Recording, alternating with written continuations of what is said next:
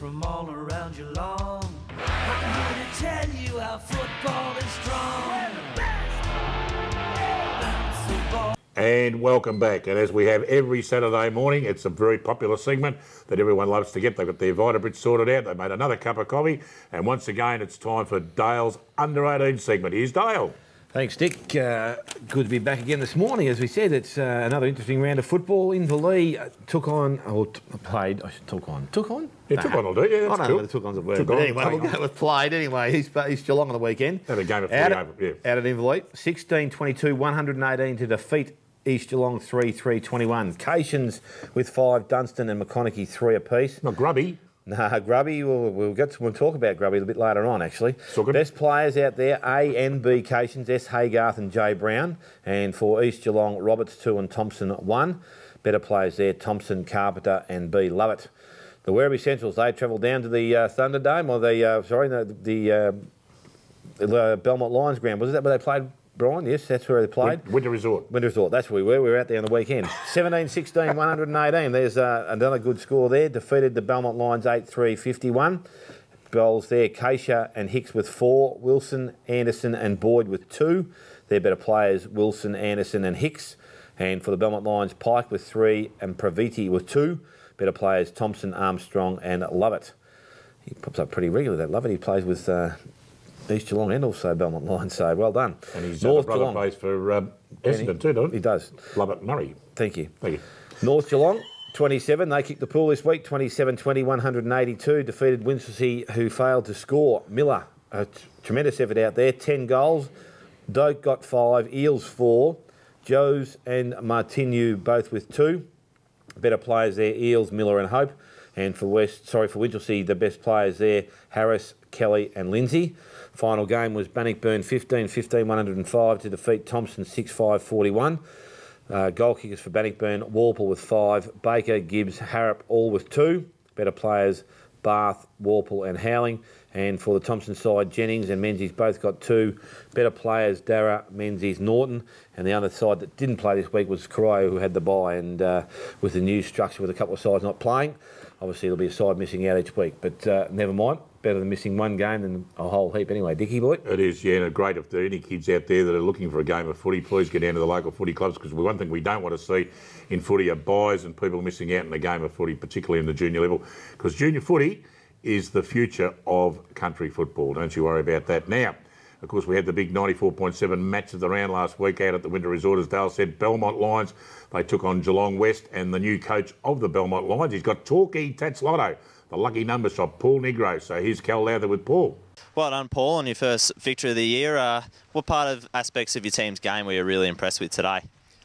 Yeah, look, conditions were very difficult all day, windy early, and then obviously the rain set in after half-time. So just our intensity all over the ground, pressure, forward pressure, mids prepared to work and backs doing a job. Just all over pressure all over the ground was very good, very happy. Yeah, your forward line seemed to work really well, particularly early. Nair was really good. He was very clean at ground level, and obviously Logan kicking those 3 goals in the first quarter. Really exciting, wasn't it?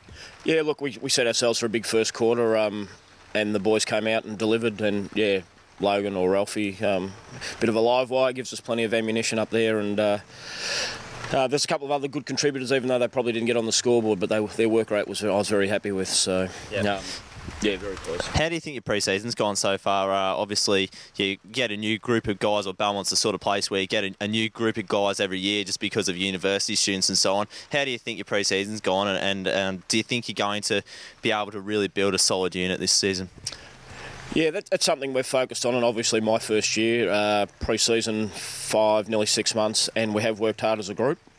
And there were 8 new players that took the field last week and a couple more today, so 10 new players into that senior side. It's a very new side, and we're still playing a little bit new. We've got room for improvement in a lot of areas, but we do have structures and roles, and the players are starting to believe in that. And each week's going to be a new challenge for us, and we need to keep getting better each week as well. We have made a concerted effort to change also the culture of the club, and we're not looking for the one-year players. So if there's a Deakin Uni student or guy who wants to play footy, we are trying to secure them for 2 or 3 years. So we do have some consistency and stability with the list. Also, your midfield today was really good. You seem to have a really deep midfield, and it worked very well because you were sort of able to rotate through really effectively. Just tell us about a couple of those players, particularly Peg and Carnival, and how did they go, and where did you get them from? Yeah, it's terrific. He started on half back, but then floated through the midfield and then went forward. But his work rate was phenomenal. And Pete Carnivale started on the wing.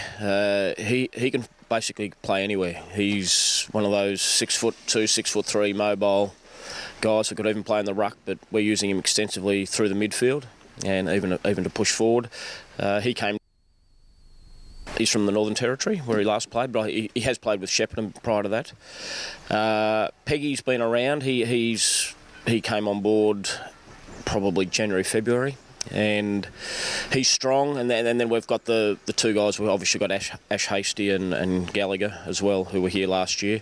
So to have them in the mix, and outside that, yeah, we do have probably 7 or 8 guys that we can rotate through there, and we're only getting to get better at that week in and week out. We haven't got that ideally right yet, but we're getting there. And a great interview there from Cal Lowther with Paul Nigro, the coach of the Belmont Lions. Been reminded by our producer that the Belmont Lions now have won 2 out of their last 3 games, which includes round 18 of last year. So they're going to cop that. So the Belmont Lions are up and running well, and Paul Nigro in control, the man from the Torquay Tats Lotto. Now, just until we go to our next ad break, we're going to run some action from that Belmont Lions Geelong West game from the Winter Resort. And take a look at this, folks. Chris Doyle, kick out from fullback, punched away by Higgins. In the front, Peg got it away. Jones on the ground now, the big ruckman, gives it away quickly, under pressure. Rankin lost it. McNamara runs through half back. Now go on, he loses the footy as he was just about to kick it too. Jones comes across, McNamara back onto it, keeps his feet, coming through is Hasty for Belmont Lions. Gets a clearing kick onto centre wing, Carnivale, and he runs with the right foot kick towards Duggan on a lead, punched away by Reid. Cogger left it behind. Duggan, oh, jeez. Free kick found, and now he's called play on. So now he lost it. So the Belmont Lions get it back anyway. Jamie Duggan's got it, and it was play on the call from the umpire, and Reid lost it. Goes towards Edwards, punched off the back. Rankin to run onto it. He's in the goal square. Kick it off the ground, son. He has. He's kicked a goal. Justin Rankin has kicked his first, and the 11th for the Belmont. And the ball thrown up, tapped down. Jervis does well, picked up there. Peg went over the top. Tellerico, quick kick forward, goes in towards the centre half forward position. I think a good tap on there, but it's only coming as far as Jones. The big fellow has picked the ball up. Handball goes over the top to Hasty, and he's running through now. And Taylor's back at his favourite foot, the right side. Short kick goes looking for Gallagher. He overruns the ball, picked up there by Williams. He can't take the ball up, but the Jervis it is. Kicks the ball off the ground. Doing a lot of work himself, the big fella at ground level. Skeen can't pick the ball up. Williams can. He picks the ball up. No support in there. Picked up there by Tellerico. Goes inside 50, kicks towards goal, and Tellerico has missed. So that's Nick Tellerico. Highlights there from the big game out at the Winter Resort. We're going to take a short break, and we'll come back to talk about all the action on this afternoon. Back after this.